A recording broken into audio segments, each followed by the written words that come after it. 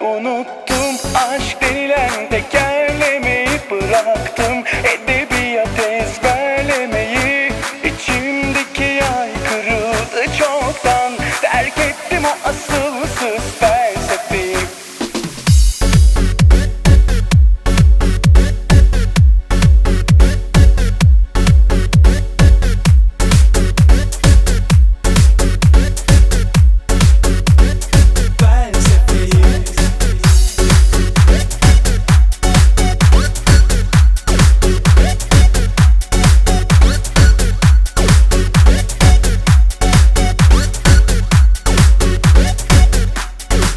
Bu aralar bozuk aralar, sancılı ve derin yaralar.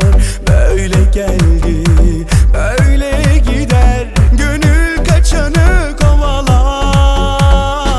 Bir teselli beklemiyorum ama arada bir nefes almalı bazen.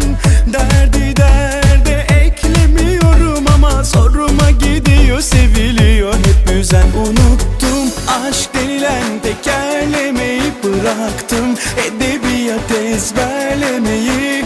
İçimdeki yay kırıldı çoktan, terk ettim o asılsız felsefeyi. Unuttum aşk denilen tekerlemeyi, bıraktım edebiyat ezberlemeyi. İçimdeki yay kırıldı çoktan, terk ettim o asılsız felsefeyi.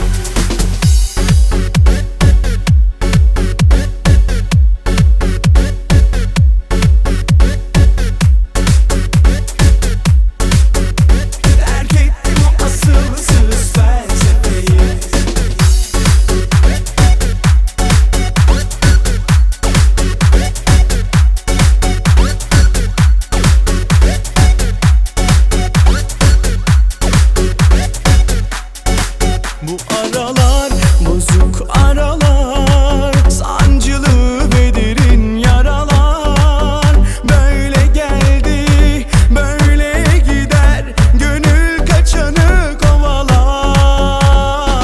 Bir teselli beklemiyorum ama arada bir nefes almalı bazen.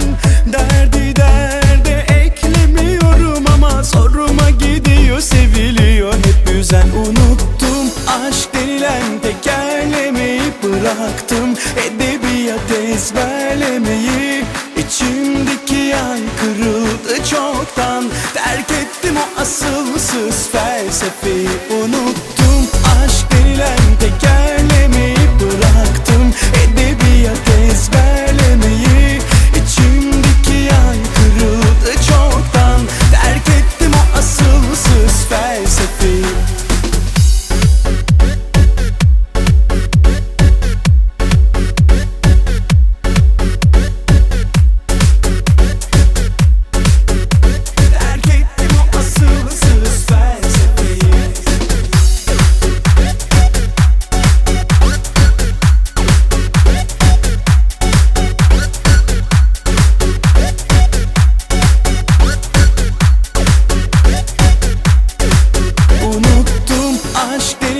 Tekerlemeyi, bıraktım edebiyat ezberlemeyi. İçimdeki yay kırıldı çoktan, terk ettim o asılsız felsefeyi. Unuttum